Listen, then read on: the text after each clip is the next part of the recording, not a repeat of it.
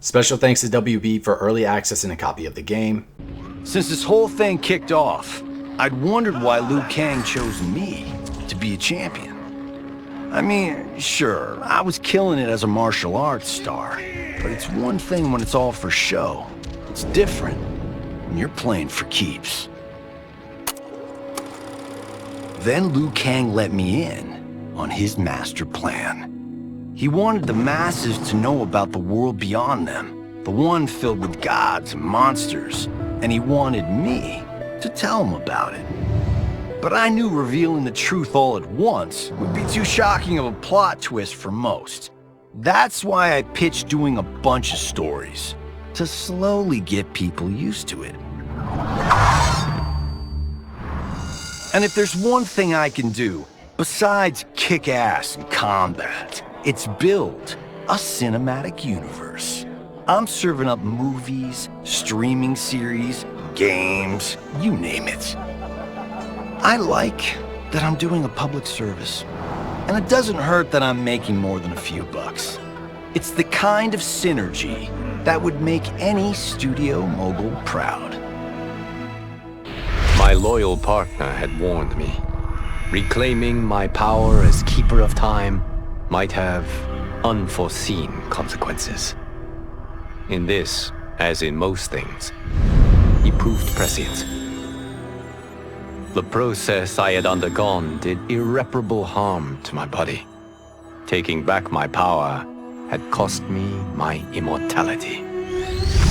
While my lifespan would still stretch across eons, I would one day perish. And if the war with Titan Shang Tsung taught me anything, it is that this timeline is not safe without a protector.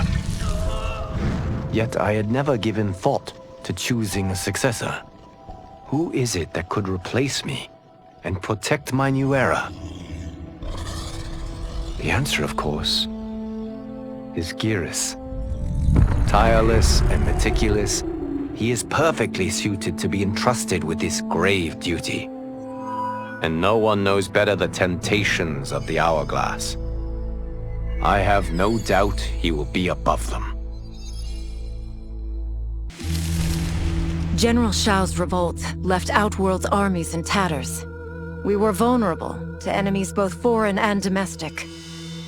That's why my sister asked me to take command, to stitch her military back together and purge Shao's loyalists within it.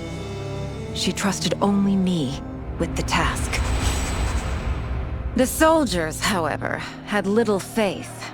They thought me a spoiled dilettante, unprepared and unfit to serve.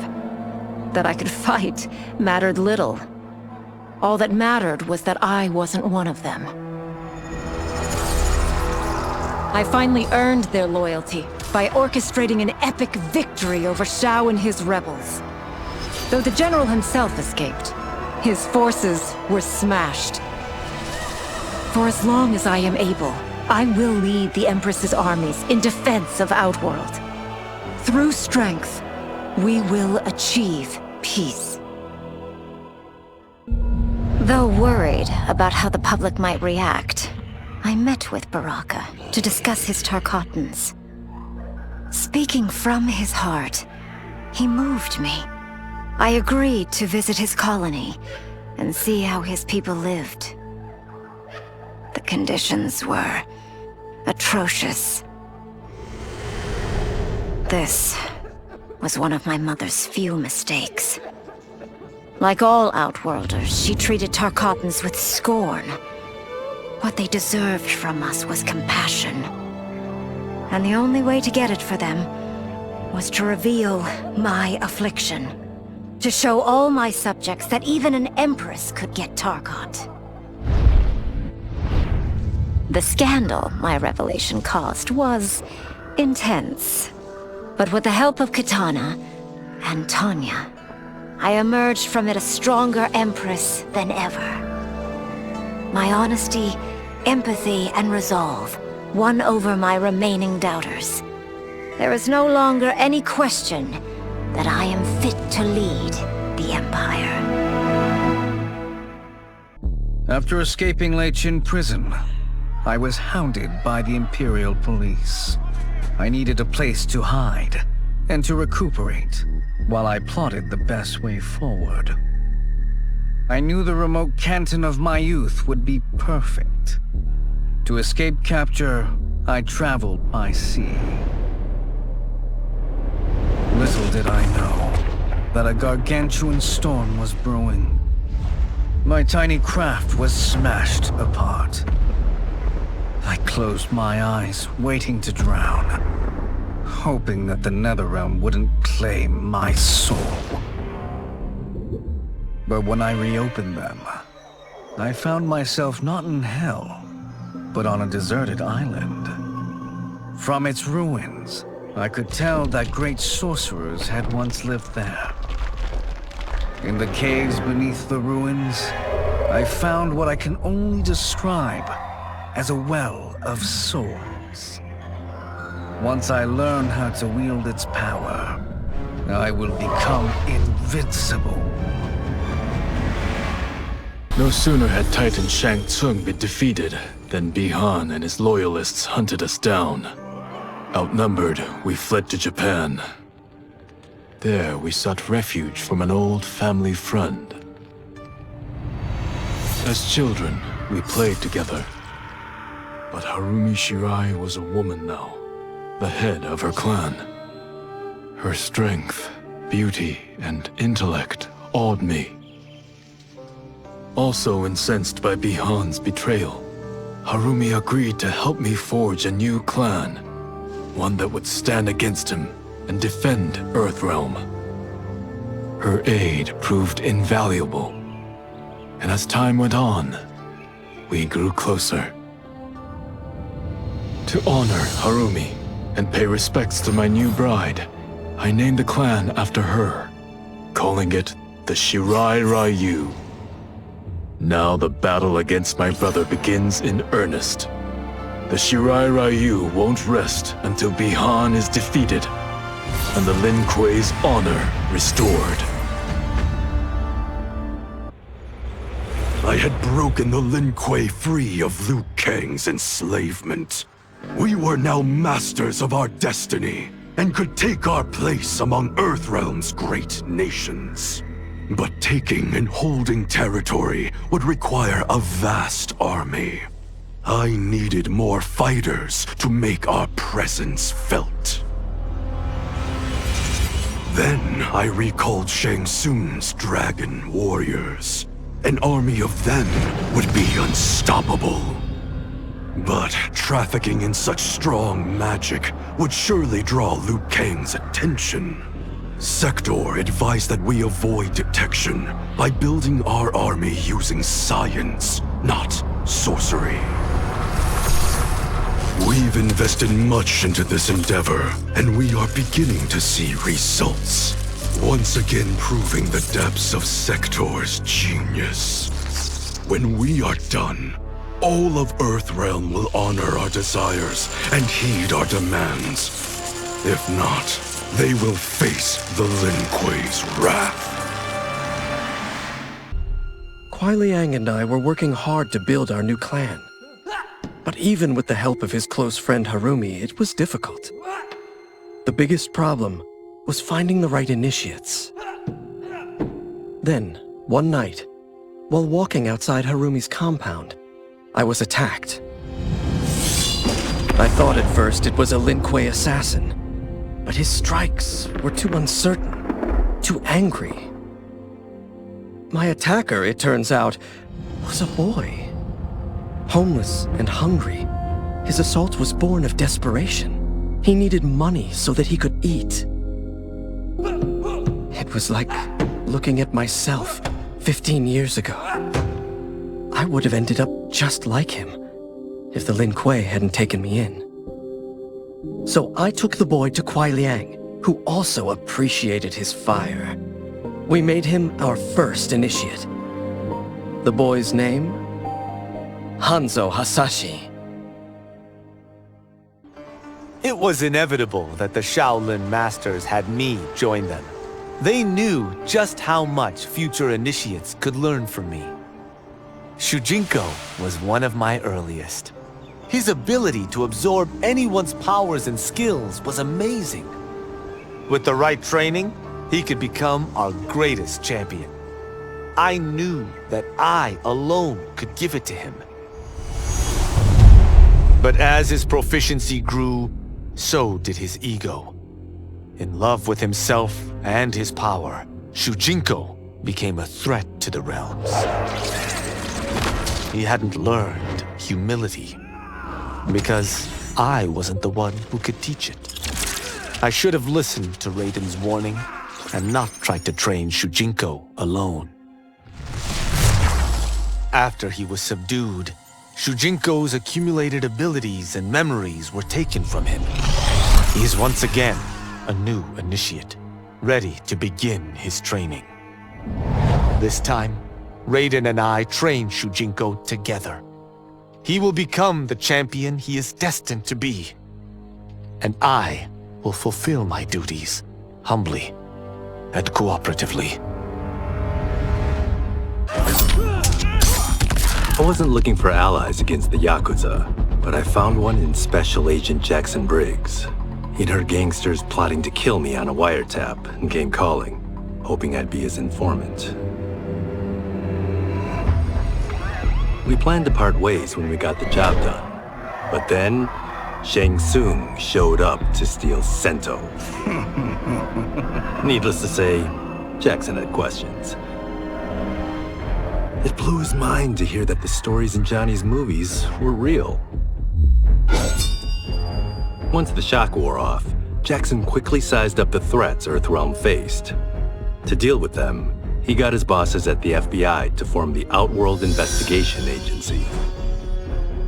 When he asked me to sign on, I hesitated. After all, me? A government agent? But it's an important job. And more importantly to me, an honest living. Were it not for my godly counterpart, I would not have survived the battle against Titan Shang Tsung. Meeting him, though, raised questions. Why did I replace him in this new era? Why was I made mortal? Lord Liu Kang told me of his Raiden's nobility and righteousness, about his steadfast leadership in the defense of Earthrealm. He also told me about Raiden's dark side, how he could be consumed by rage and cast aside the rules he otherwise lived by. Making me mortal and incapable of such anger was to keep me from following in his footsteps. Though I understood the reasons why, I felt I had been done a disservice. To survive the coming battles, I may need the edge that only great rage can bring. As the Shaolin couldn't aid me, I sought out someone who could. Someone to stoke the fire within me and teach me to master it. For this, I could have no better teacher than the Shirai Ryu's Grand Master. The battle had been lost, but the war isn't over. I won't stop fighting until I take Outworld's throne. That they thought Lei Chin Prison would hold me is laughable. Once free, I began planning my next campaign. I would need an unstoppable army to overthrow Mileena. Unfortunately, most of my former soldiers lacked the courage to rally to my standard.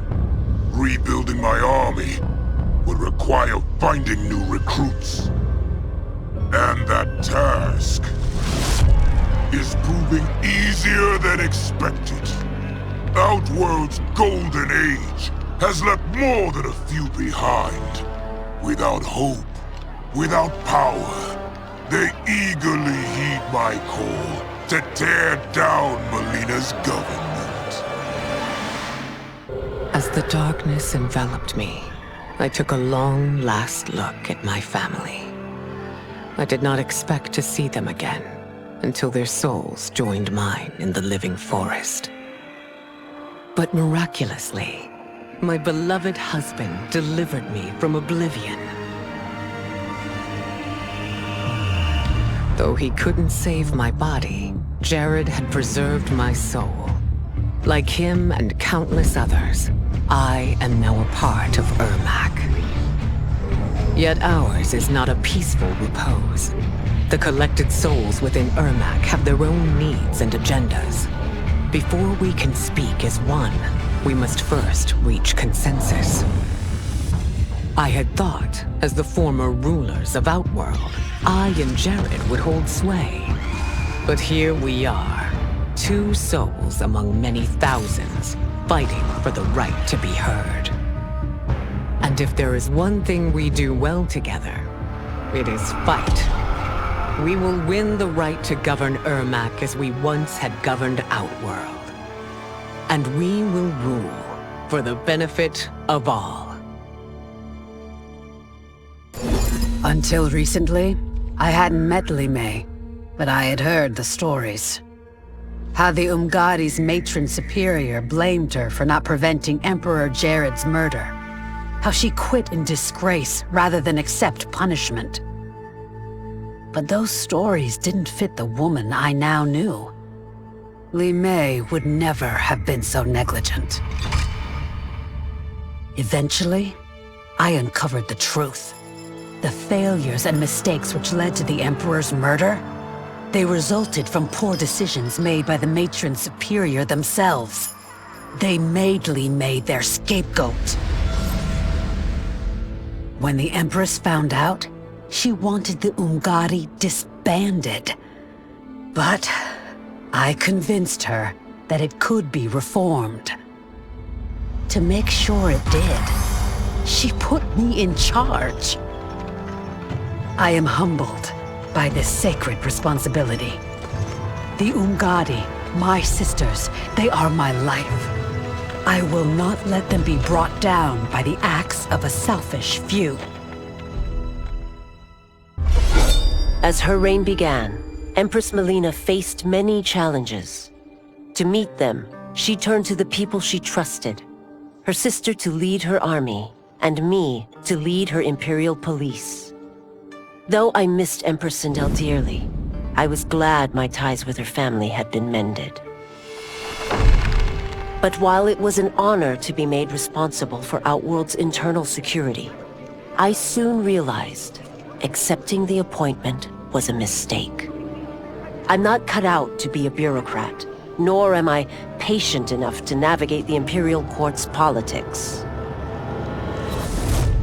I was at my best patrolling Sundo's streets, when I could feel the city's pulse and serve and protect its citizens directly. That's why I resigned my post and resumed my role as Sundo's first constable. I end each day knowing I've made a difference. After fleeing Outworld, I hadn't expected to return. But then, I also hadn't expected the new Empress to make me an offer I couldn't refuse. To thank me for helping stop General Shao's rebellion, she asked me to be her emissary to the Zaterrans. Going home, bearing the seal of the royal house, I would show, once and for all, that my mutation wasn't to be feared. That it wasn't a source of shame.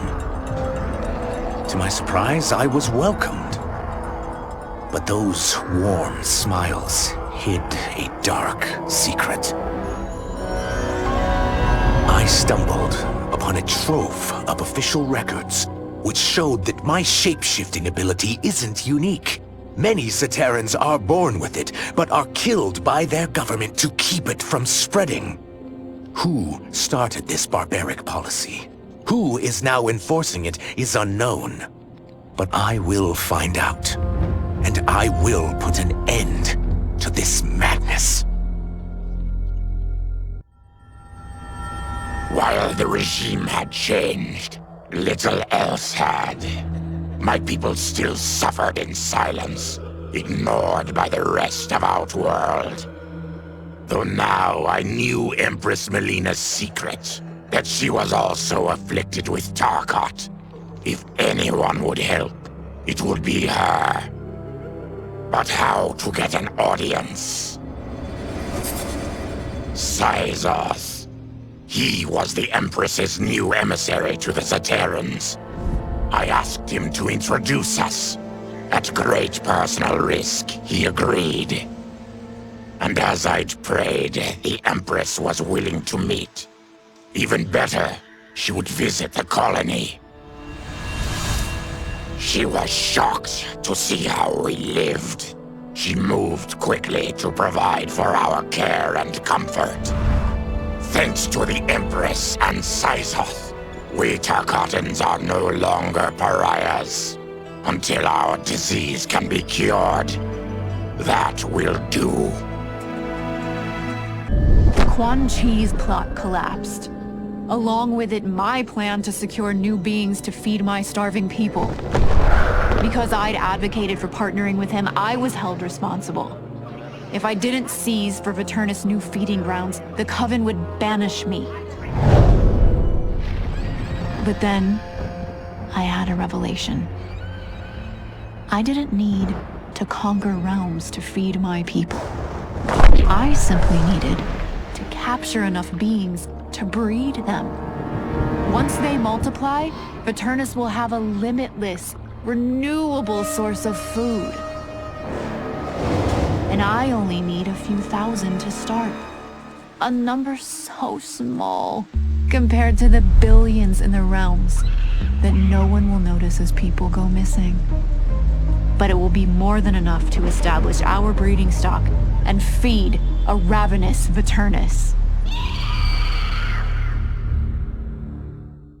To elude capture by Empress Mileena, I joined Havik's crusade in Sido. There I summoned more magic than I thought possible, and drowned out the old regime. Havik's longed-for anarchy had been achieved. He was more than satisfied. But I was left empty and broken. Had I been satisfied as Outworld's High Mage, not let myself be tempted by Shang Tsung, a great city would not now lay in ruins. I've caused devastation, ended thousands of lives, all because of my blind ambition. I've betrayed my oath, my sovereign, and my realm. These high crimes merit punishment, and I'll accept whatever the Empress gives me. My only ambition now is to one day be forgiven. With General Shao freed from prison, we began raising a new army against the royal family. Though many were eager recruits, few were good at soldiering. It was so bad, the general was forced to change tactics. He decided that we needed a doomsday weapon. That weapon isn't a thing, though. It is a monster. Onaga, the Dragon King. The general told me the old legends were true, that his ancient ancestor defeated Onaga, trapping him deep inside Mount Sagan.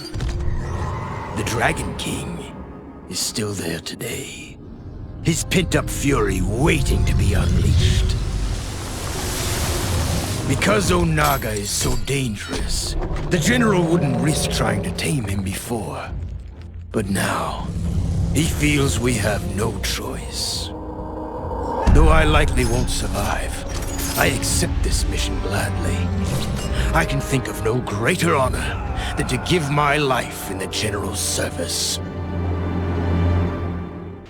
I couldn't believe that Liu Kang welcomed me in Earthrealm, or that he thought me worthy to study with his Shaolin masters.